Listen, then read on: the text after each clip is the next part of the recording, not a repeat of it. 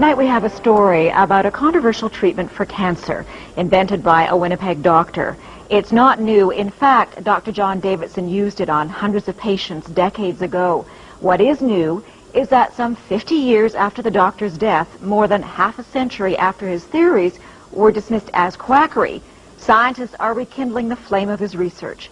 With more on the legendary cancer doctor, here's CTV's medical specialist, Avis Favreau.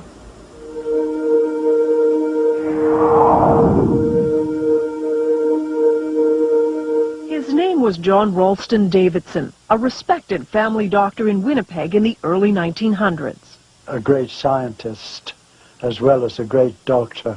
And this is Leslie Gurney Bishop, now 88, a journalist who documented Dr. Davidson's controversial treatment for cancer.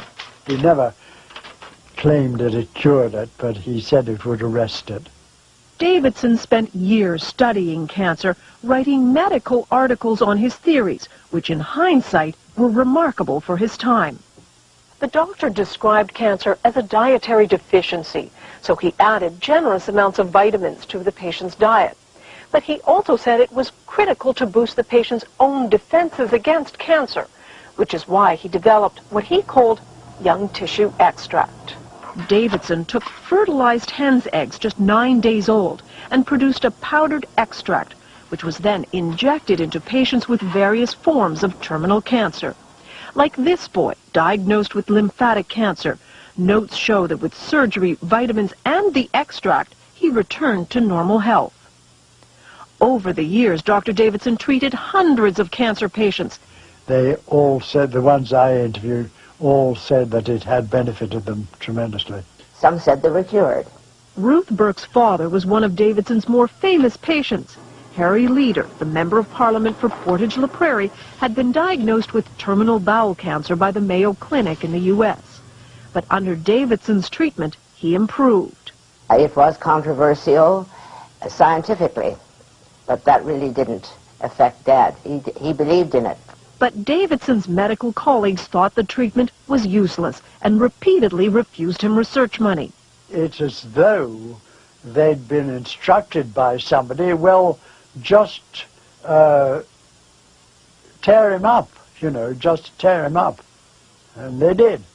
Frustrated with the lack of support, Harry Leader, with his own good health as proof, took Davidson's pleas for funding straight to Ottawa in 1944, directly to Prime Minister Mackenzie King. He never wanted any publicity from this. He simply wanted help for this man whom he felt could help humanity. The Prime Minister refused to fund Davidson's work. The doctor died 4 years later. He would die pretty well of a broken heart, if you know what I mean, because he had not been recognized. His cancer treatment thought to have died with him. But then 6 years ago, the treatment was rediscovered by a Toronto company. It hired researchers at Dalhousie University to test the theory. Could these embryonic chicken cells really be a cancer treatment? When research began, there was excitement. Davidson's extract, in many ways, could be a cancer vaccine. In 3 studies on mice, the compound apparently shrunk tumors. We have to be careful about raising people's hopes falsely. Jonathan Blay is one of the researchers looking at the revived young tissue extract. Davidson's extract, in many ways, could be a cancer vaccine. There could be things in the extract that promote a response against the cancer. But then suddenly, the research stopped. The then owners of the extract had financial problems. They stopped paying the researchers.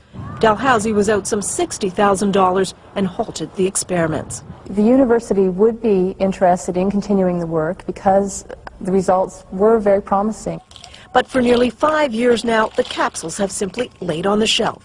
One could easily walk away from and say, to heck with it.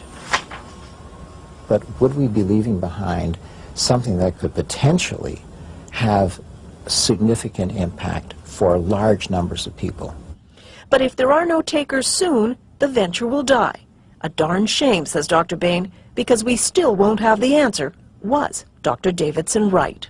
But if Dr. Davidson's extract does show the power to combat cancer, this could be not only one of the great human victories in overcoming disease, but it could also be one of the great human tragedies. a tragedy because for the last 50 years, a possible cancer treatment and its pioneer were forgotten. Avis Favreau, CTV News, Toronto.